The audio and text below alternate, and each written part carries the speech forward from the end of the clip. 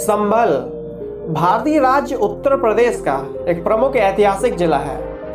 28 सितंबर 2011 को चंदौसी, संभल और गुन्नौर तहसील को मिलाकर संभल जिले का गठन राज्य की बसपा सरकार द्वारा किया गया था। शुरुआती दौर में ये जिला भीमनगर के नाम से जाना जाता था, परंतु वर्तमान समय में ये जिला संभल के नाम से पूरे उत्तर प्रदेश में प्रसिद्ध है।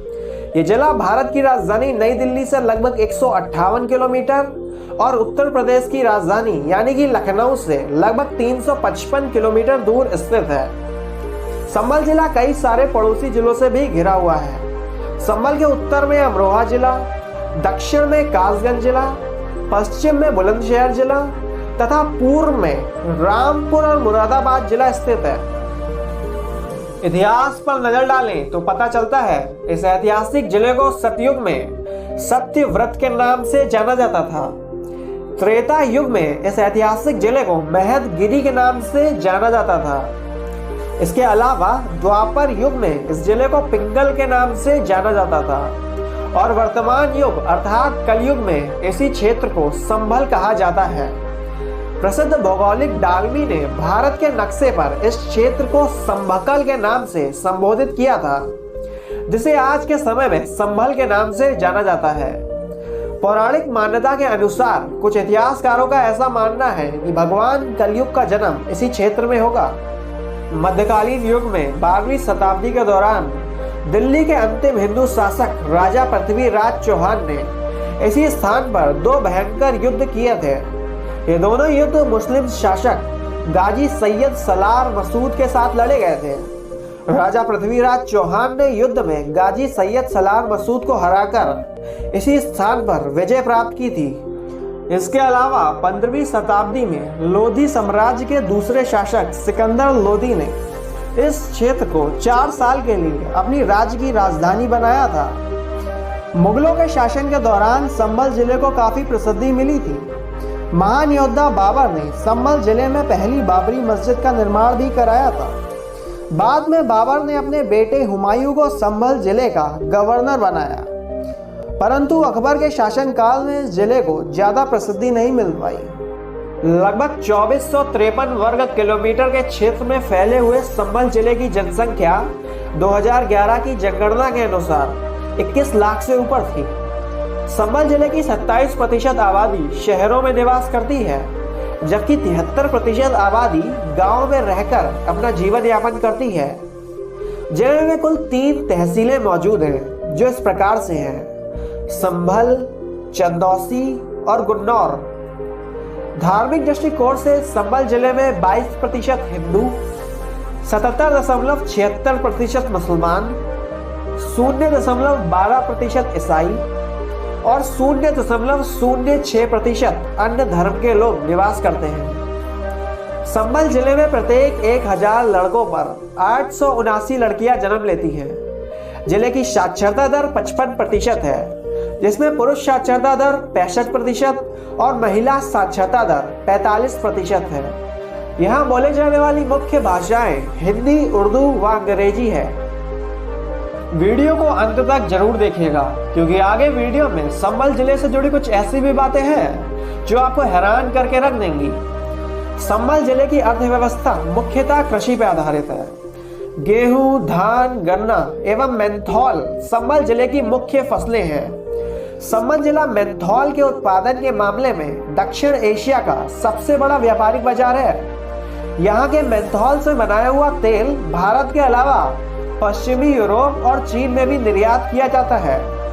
संभल जिला के सराय तरीन इलाके में हस्तशिल्प का कारोबार भी छोटे पैमाने पे किया जाता है, परंतु जिले में बड़ा उद्योग न होने के कारण संभल जिले के लोग रोजगार पाने के लिए दिल्ली व मुंबई जैसे बड़े शहरों की ओर पलायन करते हैं। संभल जिला अपने खूबसूरत पर्यटक स्थलों की वजह से भी जाना जाता है। हर साल लाखों सैलानी संभल जिले की खूबसूरती को देखने आते हैं। आइए जानते हैं वो कौन से पर्यटक स्थल हैं जिनके बिना संभल जिले का भ्रमण अधूरा है। नंबर 1, मनोकामना मंदिर। यह ऐतिहासिक मंदिर संभल जिले के मुख्य एवं पुराने मंदिरों में से एक है।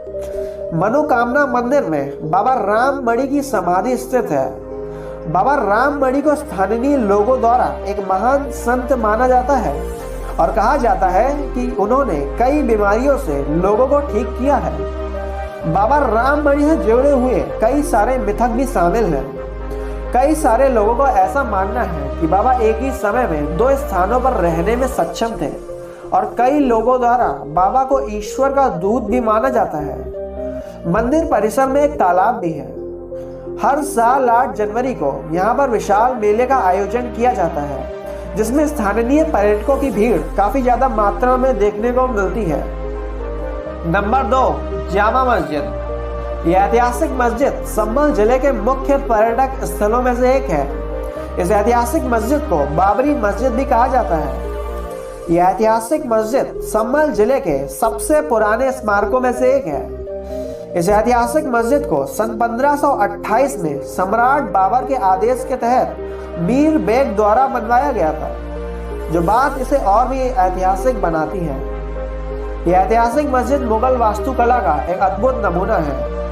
इतिहास की बेहतर समझ के लिए आप यहाँ का भ्रमण कर सकते हैं। नंबर 3, तोता मैना की कब्र। संभल जिले में स्थित तोता मैना की कब्र एक रहस्यमयी कब्र है।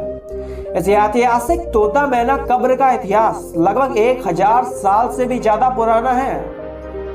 पौराणिक मान्यता के अनुसार ऐसा माना जाता है कि पृथ्वीराज चौहान यहाँ के जंगल में तोता मैना के जोड़े को देखकर बहुत खुश हुआ करते थे और वे अक्सर उन्हें देखने आते थे। जब ये तोता मैना नहीं रहे तो राजा ने उनकी याद में एक मजार यानी कि कब्र बनवा दी। साथ ही उनके किस्से भी इसके ऊपर दर्ज करवा दी गए। लेकिन इस कब्र के ऊपर क्या लिखा है ये आज तक कोई पढ़ नहीं पाया। हिंदी, उर्दू, अरबी और ना जाने किन किन भाषाओं में लोगों ने इसे पढ़ने व समझने की कोशिश की, लेकिन कोई इस भाषा को आज तक समझ ना सका।